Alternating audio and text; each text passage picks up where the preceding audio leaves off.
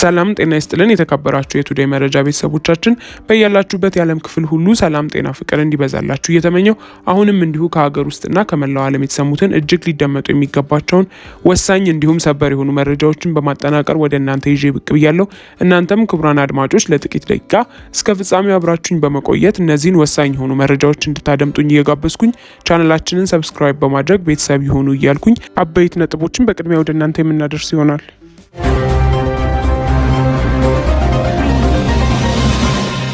ኢትዮጵያን በጎረቤቶቿ የመክበብ የግብጽ ዘመቻ ቀጥሏል።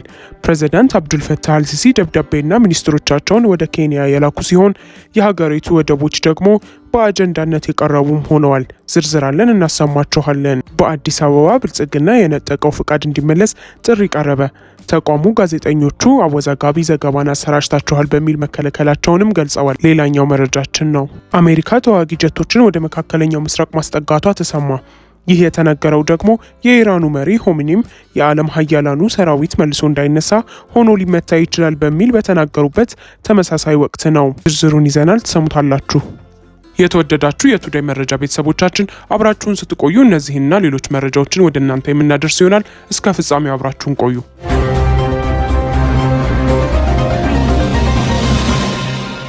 ኢትዮጵያን በጎረቤቶቿ የመክበብ የግብጽ ዘመቻ ቀጥሏል።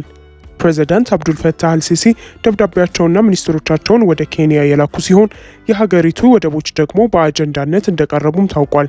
የብልጽግናው አገዛዝ የባህር በር ባለቤት ያደረኳቸው ሲል የገለጸው የሶማሌላንዱ ስምምነት ኢትዮጵያ ምንዳ ሳይሆን የግብጽን ጦር ወደ ድንበር የሚያመጣ ዕዳ ነው ያስከተለው። አሁን የኢትዮጵያ ሰራዊት ለአስርት ዓመታት መስዋዕትነት በከፈለባት ሶማሊያ አመድ አፋሽ ሆኖም ከግብጽ ጦር ጋር የሚፋጠጥ ዘንድ ግንድ ሆኑበታል። በእርግጥ አገዛዙ ግብጽ አየር ኃይሏን አሰማርታበታለች የሚባልለት የሱዳኑ የእርስ በርስ ጦርነትንም በሌላ አቅጣጫ ወደ ህዳሴው ግድብ አቅራቢያ ይመጣ ዘንድ ለሱዳን አማጺ ሚሊሻዎች ካምፕ በመገንባት በዚህ ቀጠና የአየር ጥቃት ታደርግ ዘንድ የሚገፋ አደገኛ እንቅስቃሴ ውስጥ ስለመሆኑ ስጋታቸውን የሚያቀርቡ በርካታዎችም ናቸው። ግብጽ በጅቡቲም የወደብ ድባት ውስጥ ከፍተኛ ተሳትፎ ታደርግ ዘንድ የተፈቀደላት ሀገርም ሆናለች።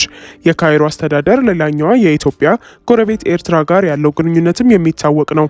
አሁን ደግሞ ግብጽ የኬንያ ዘመቻዋን የጀመረችም ይመስላል። አልሲሲ ደብዳቤም ሚኒስትሮቻቸውንም የላኩበት የናይሮቢው ጉብኝትም ለዚህ ምሳሌ ነው። ዋነኛ የመወያያ አጀንዳ ደግሞ የናይል ወንዝና ሁለቱ የኬንያ ወንዞችም ነበሩ። ከወራት በፊት በህዳሴው ግድብ ምርቃት ላይ የፕሬዝዳንት ዊሊያም ሩቶ በክብር እንግድነት መገኘት ከልክኗት ማብራሪያ ጠይቃ የነበረችው ግብጽ አሁን ከፍተኛ የልዑካን ቡድን አባላትን ልካም ከኬንያ ባለስልጣናት ጋር በቀይ ባህርና በአፍሪካ ቀንድ አሁናዊ ጉዳዮች ላይ ንግግር ማድረጓን አሳውቃለች። ዊሊያም ሩቶም አልሲሲ በቀጠናዊ ጉዳዮች ላይ ላላቸው ሚናና አድናቆታቸውን መግለጻቸውም ተዘግቧል። በግብጽ የውጭ ጉዳይ ሚኒስትር በድር አብድላቲና የውሃ ሀብትና መስኖ ሚኒስትሩ ሃኒ ስዋሊን የተመራ ከፍተኛ ልዑክም ወደ ናይሮቢ ተገኝቷል። ቀዳሚው ጉዳይ ደግሞ የሙምባሳና ላቡ የወደብ ልማቶችን የተመለከተ ነውም ተብሏል። ሌላኛው ደግሞ የናይል ወንዝን የተመለከተው ሲሆን የካይሮ መንግስት ኬንያ በዚህ ወንዝ ላይ ስለምታከናውነው የልማት ተግባር እደግፋለሁ እስከ ማለትም ደርሷል። የግብጽ ከፍተኛ ባለስልጣናት ከኬንያዋ ዋና የምክር ቤት ጸሐፊ ሙሳሊም ሙዳቢዳና ከሌሎችም ከፍተኛ ሹሞች ጋርም በቀይ ባህርና የአፍሪካ ቀንድ አሁናዊ ሁኔታዎች ላይ ስለመወያየታቸውም ካይሮ ገልጻለች። የግብፁ ውሃ ሀብት መስኖ ሚኒስተር ንግግሩን አስመልክቶ ባወጣው መግለጫም የሁለቱ ሀገራት ባለስልጣናት በቀጠናው በዋናነት ደግሞ በሶማሊያና ሱዳን ሰላምና መረጋጋትን መመለስ በሚቻልበት መንገዶች ላይ ጭምር ሀሳብ ተለዋውጠዋል። ሁለቱ ሀገራት ግንኙነታቸውን ይበልጥ ለማጠናከር የመከላከያና የተቀናጀ የውሃ ሀብት አስተዳደርን ጨምሮ በሌሎች ዘርፎች ላይም የትብብር ስምምነትን ፈጽመዋል።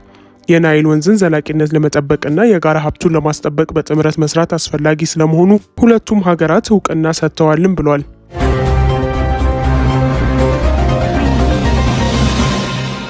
በአዲስ አበባ ብልጽግና የነጠቀው ፍቃድ እንዲመለስ ጥሪ ቀርበ። ተቋሙ ጋዜጠኞቹ አወዛጋቢ ዘገባን አሰራጭታችኋል በሚል መከልከላቸውንም አሳውቀዋል። በቅርቡ ሮይተርስ የብልጽግናው መንግስት የሱዳኑ የእርስ በርስ ጦርነትን ተሳትፎ ለዓለም ያሳወቀበትን ዘገባ ማሰራጨቱን ተከትሎ በ4 ኪሎ ሰዎች በኩል ጉዳዩ ብስጭትን የፈጠረም ነበረ። ወትሮም ከራሳቸው ልሳናት አሊያም ደጋፊዎቻቸው በስተቀረ የሀገር ውስጥ የመገናኛ ብዙሃንና ሙያተኞችን አስረውም አሳደውና ዝም አስብለው የቀጠሉት የብልጽግናው ሰዎች አሁን ደግሞ በውጭ የመገናኛ ብዙሃን ላይ በስፋት ዘመቻዎችን እያደረጉም ናቸው። ይህንን ተከትሎ የጋዜጠኞች መብት ተሟጋጅ ድርጅቱ ሲፒጄም የኢትዮጵያ መንግስት የሶስት ሮይተርስ ጋዜጠኞችን የስራ ፈቃድ እንዲመልስ ጥሪ አቅርቧል። ጋዜጠኞች የስራ ፈቃዳቸው ያልታደሰው ስለ ሱዳኑ ጦርነት አወዛጋቢ ዘገባ ማቅረባቸውን ተከትሎ ስለመሆኑም ተመላክቷል። ባለፈው ሳምንት የኢትዮጵያ መንግስት በአዲስ አበባ ለሚገኘው 3 ሮይተርስ ጋዜጠኞች የስራ ፈቃድ አለማደሱና 39ኛውን የአፍሪካ ህብረት የመሪዎች ጉባኤን እንዲዘግቡ የተሰጣቸውን ፈቃድ መሰረዙን መዘገባችንም ይታወሳል። እርምጃው የተወሰደው የዜና ወኪሉ ኢትዮጵያ ለሱዳን የፈጥኖ ደራሽ ኃይል አባላት ማሰልጠኛ ካምፕ ገንብታለች የሚል ምርመራ ዘገባን ሮይተርስ ካወጣ ከጥቂት ቀናት በኋላም ነው። የሲፒጄ የአፍሪካ ፕሮግራም አስተባባሪም ሙቶ ኪሞም ድርጊቱ በዓለም አቀፍና በገለልተኛ ፕሬስ ላይ እየታየ ያለ አሳሳቢ የጭቆናና የቁጥጥር እርምጃ አካል ነው ሲሉ የገለጹ ሲሆን ባለስልጣናት የሮይተርስን የስራ ፈቃድ እንዲመልሱና ትችት የሚያቀርቡ ጋዜጠኞችን እንደ ስጋት ከመመልከት እንዲቆጠቡም አሳስበዋል።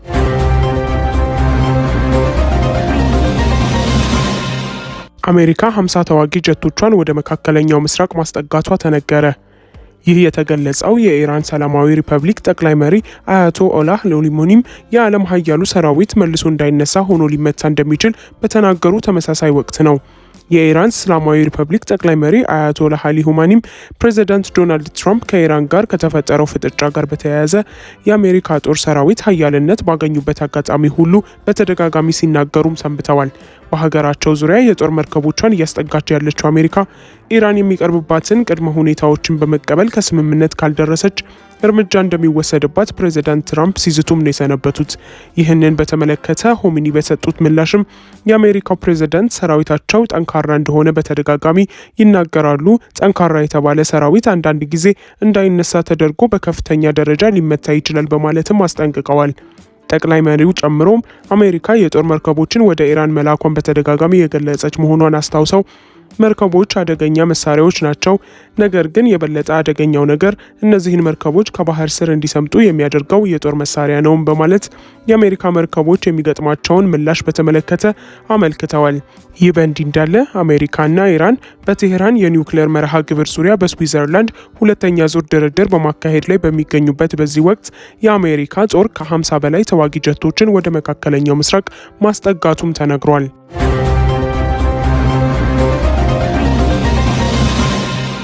በኢትዮጵያ ፌዴራል መንግስት በሰሜን ኢትዮጵያ በትግራይ ክልልና በጎረቤት ኤርትራ መካከል ያለው ውጥረት እጅግ አደገኛ ደረጃ ላይ መድረሱንና ቀጠናው ዳግም ወደ አስከፊ ጦርነት ሊያመራ እንደሚችል ኢንተርናሽናል ክራይሲስ ግሩፕ ባወጣው አዲስ ሪፖርት አስጠነቀቀ። ይህ ስጋት የወጣው በሰሜን ኢትዮጵያ ተከስቶ የነበረው ደም አፋሳሽ ጦርነት በስምምነት ከተቋጨ ከ3 ዓመታት በኋላ ሲሆን አሁን እየታየ ያለው ሽኩቻ የቆዩ ቁስሎችን የሚቀሰቅስና የቀጠናውን ሰላም በእጅጉ የሚያናጋ ነው። አዲስ የሚያገረሽ ግጭቶች በመቶ ሺዎች የሚቆጠሩ ሰዎችን ህይወት ከቀጠፉት የቀድሞ ጦርነቶች በባሰ መልኩ ለሶስቱም ወገኖች አውዳሚ እንደሚሆን ሪፖርቱ አመላክቷል። ይህ አዲስ የጦርነት ስጋት በጎረቤት ሱዳን በሚካሄደው የእርስ በርስ ጦርነት ጋር ተደራርቦ ከቀጠናው ውጪ ያሉ ሀያላን ሀገራትን ወደ ግጭቱ ሊያስገባቸውና ቀድሞውንም ተለዋዋጭ የሆነውን ቀይ ባህር አካባቢ ይበልጥ ሊያናውጠው እንደሚችልም ተገልጿል። በአሁኑ ወቅት በአዲስ አበባ በአስመራና በመቀሌ መካከል ያለው ግንኙነት በመካካድና በጥርጣሬ የተሞላ ሲሆን በተለይም የኢትዮጵያ መንግስት የባህር በር ለማግኘት ያለው ፍላጎትና ኤርትራ ይህንን እንደ ሉዓላዊነት ስጋት መመልከቷ ውጥረቱን አባብሶታል። በትግራይ በኩል ደግሞ በህወሓት ውስጥ የተፈጠረው የውስጥ ክፍፍልና በጌታቸው ረዳ የሚመራው ጊዜያዊ አስተዳደር በደብረጽዮን ገብረ ሚካኤል በሚመራው የነባር አመራሮች ቡድን መፈንቅለ መንግስት ተካሂዱበት መወገዱ ሁኔታውን ይበልጥ ውስብስብም አድርጎታል። በቅርቡ በጥር ወር 2018 ዓ.ም በትግራይና በአማራ ክልሎች መካከል አወዛጋቢ በሆነው በጠለምት አካባቢ በህወሓት ታጣቂዎችና በፌዴራል ጦር መካከል የተፈጠረው ግጭት እንዲሁም የፌዴራል መንግስቱ የወሰደው የድሮን ጥቃት ውጥረቱ ወደ ቀጥተኛ ጦርነት ለመቀየር የሰከንዶች ዕድሜ ብቻ እንደቀረው ማሳያ ነው። የፌዴራል መንግስቱ በአሁኑ ወቅት ወታደራዊ አቅሙን እያጠናከረና አዳዲስ ድሮኖችንና ጥይቶችን እያመረተ እንደሚገኝ የጠቀሰው ሪፖርቱ ምንም እንኳን ጦርነቱ የሚያስከትለው የኢኮኖሚና የዲፕሎማሲ ኪሳራ ወገኖቹን ቢገታቸውም ድንገተኛ ስህተት ወይም አለመግባባት ወደማይቆም ጦርነት ሊመራ እንደሚችልም አስገንዝቧል። በመሆኑም ተጽዕኖ ፈጣሪ የአፍሪካ ሀገራትና የቀጠናው ጥቅም ያላቸው የውጭ ኃይሎች በዝምታ ዲፕሎማሲ አማካኝነት ግጭቱን ለማስቀረት አስቸኳይ ጥረት እንዲያደርጉ ኢንተርናሽናል ክራይሲስ ግሩፕ ጥሪ አቅርቧል። በተለይም በ2022 የሰላም ስምምነት ላይ ተሳታፊ የነበሩት ኬንያ፣ ደቡብ አፍሪካና ናይጄሪያ በአፍሪካ ህብረት በኩል በአዲስ አበባና በመቀሌ መካከል ያለውን ቅራኔ ለመፍታት እንዲንቀሳቀሱም ይመክራል። በተጨማሪም እንደ አሜሪካ፣ አውሮፓ ህብረት፣ ቻይና፣ ቱርክና ሳውዲ አረቢያ ያሉ ሀያላን ሀገራት ማንኛውም ወታደራዊ እርምጃ ተቀባይነት እንደሌለው ግልጽ መልእክት ሊያስተላልፉ እንደሚገባና የኢትዮጵያን የባህር በር ፍላጎት በሰላማዊና በንግድ አማራጮች ለመፍታት ጎረቤት ሀገራት ውይይት እንዲጀምሩም ሪፖርቱ አሳስቧል። ውድ ቤተሰቦቻችን ለዛሬ ያዝንላችሁን እዚህ ላይ ቋጨን። ላይክ፣ ሼር፣ ሰብስክራይብ፣ ኮሜንት በማድረግ ለቻናላችን ድጋፋችሁን መስጠት እንዳትዘነጉ። ከሌሎች መረጃዎች ጋር በድጋሚ የምንመለስ ይሆናል። እስከዚያው መልካም ቆይታ